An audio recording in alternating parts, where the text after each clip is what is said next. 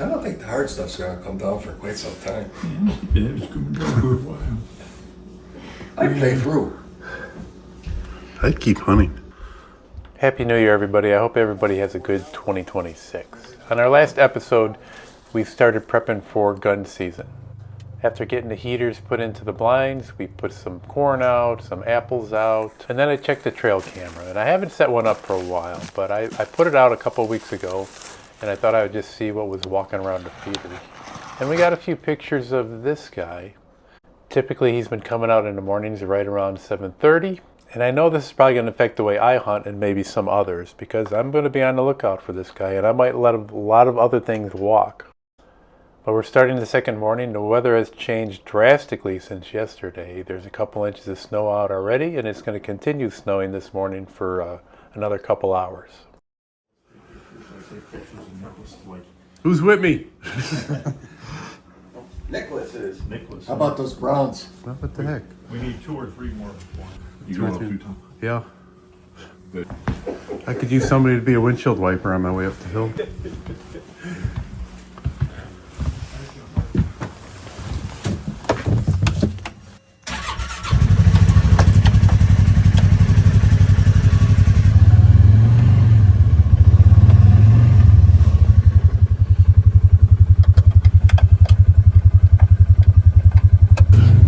Go that way?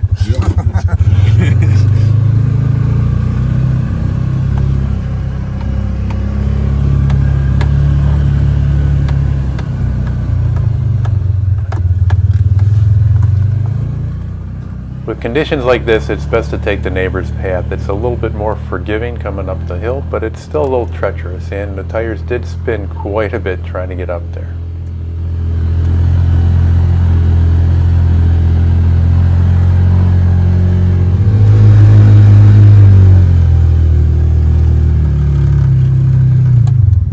Your stop.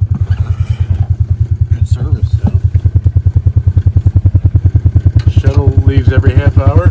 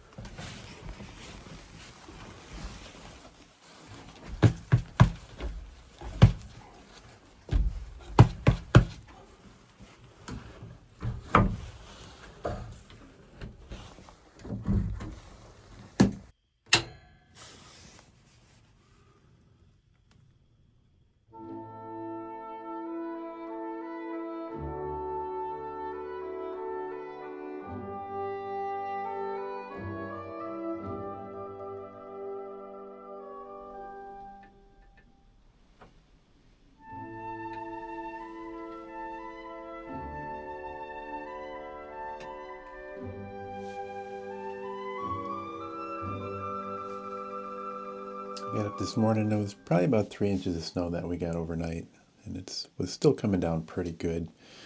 Most of the guys decided that they were just going to stay put inside the house. Me and another guy went out this morning. We both took the blinds, so I'm sitting in this blind, and then we call the other one the Pac-Man blind.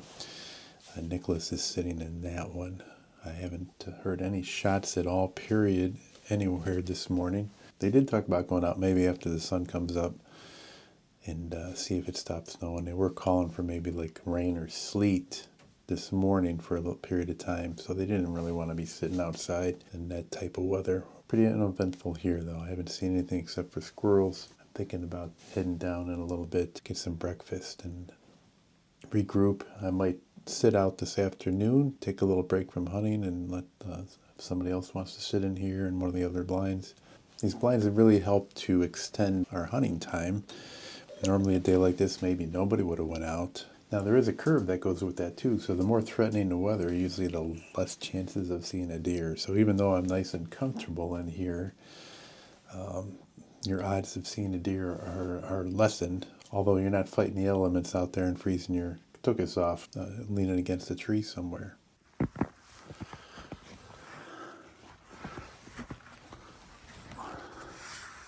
Well, I headed back down to the house and had some breakfast.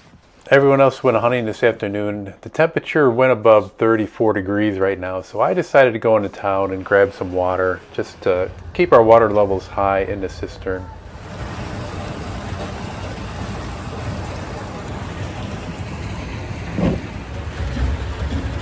That's about $1 for 100 gallons. Actually, it takes about $2 just to fill up this 300-gallon tank. Normally, you get a little bit more than 100 gallons when you put $1 in there.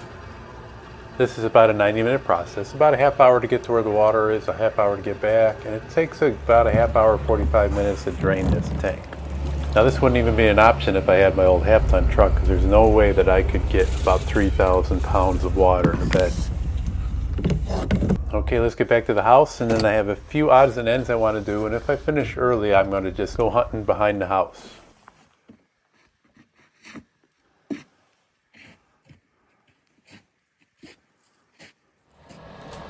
I found a loose wire up in the bathroom fan that supplies power to the light up there. The fan still works, but the light doesn't. I don't know if mice chewed through it. It almost looks like the weld or the solder broke where the wire's connected. I've mentioned this earlier, and this is still a problem, but we have mice getting into the roof somehow, and it's hard to figure out with all the soffits going around the whole perimeter of the house exactly where they're getting in, and they seem to like to come into my vent here. Now this is as far as they get. They haven't gotten into the house. I put poison up here to keep them at bay. A little bit hokey, but I'd rather do this than to have this lens fall out and then have mice come and exposed to the bathroom. Right now it keeps them at bay, and I don't have the tools to repair that wire just yet, so I'll have to go to Home Depot and bring the proper wire nuts and everything to see if I can fix that light. I'm not sure why that wire was like that. It was still somewhat connected because I could get the bulb to flicker. When I pulled out the outlet though, it looks like it just broke away, so maybe it was loose. I can't imagine mice were chewing the metal part, but you never know. I had about an hour and a half of daylight left, and I just walked to the back of our house. There's a little path that Don and I made a little while ago, so I'm still within Wi-Fi range on my phone, probably about 300 feet from the house. I was sitting there about 20 minutes, and every now and then I would notice something, and I thought it was just squirrels running around, but it's in a pretty thick part of the woods. But sure enough, I could see a couple deer through the thicket.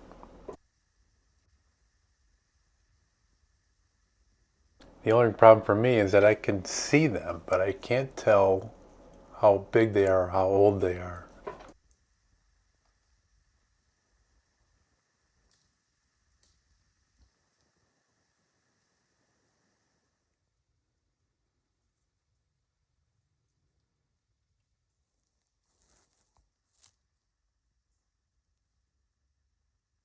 Now, it would be ideal if they were worth taking because it's all downhill towards the house, and the house is not that far away.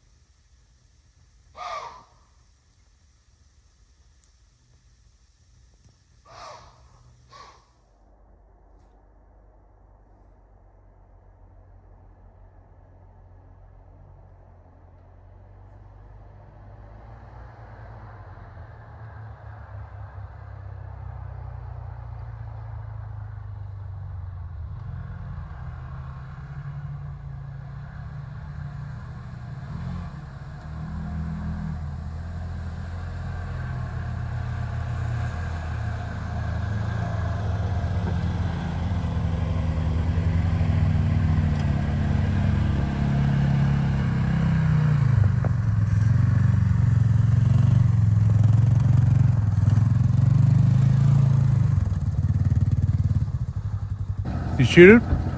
Is that you shooting? Not in a long shot. No, I heard 2 shots over there. I figured it was him too. You're kidding. They were pretty quick. I thought semi-auto. While I was driving, No. Oh, about 10 minutes ago.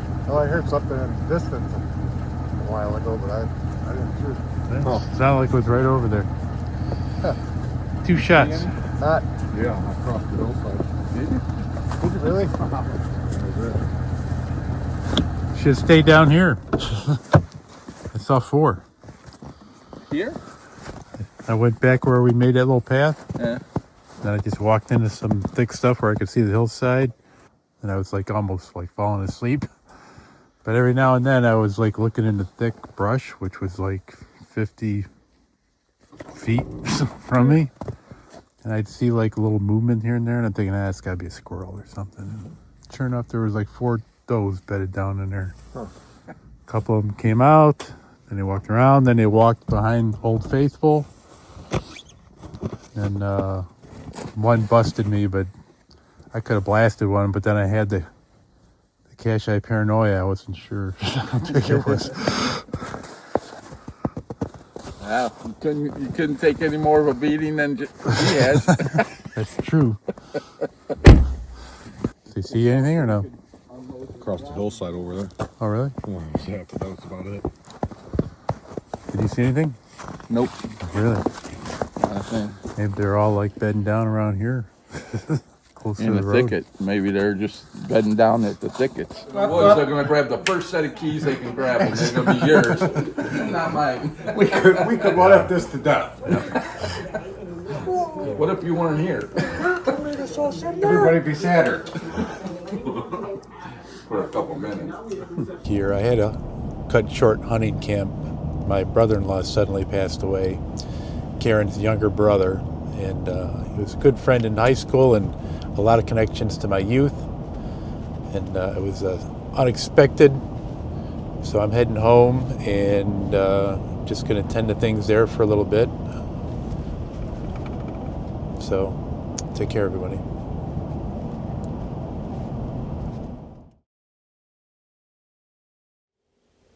So the first time I met Kurt, I was a junior in high school back in 1980, and he was a sophomore. We went on to become very good friends. We worked plays together. We were on stage crew. We did stage crew for the concerts and orchestra concerts. Also the AVA department. Yes, one of those guys that have all the little keys on their belt. We hung out quite a bit, and I got to say that he was a big influence on me when it comes to my love of the outdoors. He really started me on the camping gig. From there, I branched out into backpacking. Once we got out of high school, he would always host an annual camping trip in the summertime, usually in August, where he would try to get as many high school friends as possible to come out to the Pymatuning area, which is right on the border of Ohio and Pennsylvania. We'd pick out a site in the primitive area of this campground, and we'd try to get as many people to come year after year, and this went on for many, many years. Started out in the summer, and then we started doing a winter trip. Then we started doing a winter, spring, summer trip, and then we had a few others in between. But a lot of good memories, which just compounds just how much a loss like this can hurt. You kind of lose those connections. You still have the memories up here, but just being able to talk to him about some of the things that we did back in the day, that opportunity is no longer there. It's still great that I have these memories and everything, but when you lose someone like that, someone that you've known for about 45 years, just stings a little bit more. That was my friend Kurt, who turned out to be my brother-in-law, as I married his sister Karen many years ago. Very sorry to see him go. I did take a little time off here just to recoup a little bit, stopped editing videos and working on those just to spend time with the family, try to enjoy the holidays, and push through this last month. In next week's video, I'm going to end up in Southern Ohio where there is a second gun season. It's just a weekend, a Saturday and Sunday, where I went back down there with my friend John and see if we could seal the deal on a deer down there. We were still on the lookout for that large deer that we caught on a trail camera, and maybe somebody got it. But that's going to do it for today. I appreciate everybody watching. Hope you enjoy and subscribe to these videos. Click on that little bell when you want to know when new one's coming out, and keep an eye on us. Take care, everybody. Right? It's the 12th year we've been going camping. It's the 11th year we've been coming here. What is your feeling about this whole thing? I think it becomes more and more important to the people that come every year. Why? Because as people's families grow and people get married off and responsibilities get larger, if they care as much to think about their old friends, this might be the only time they might get to see those people at all in their busy lives.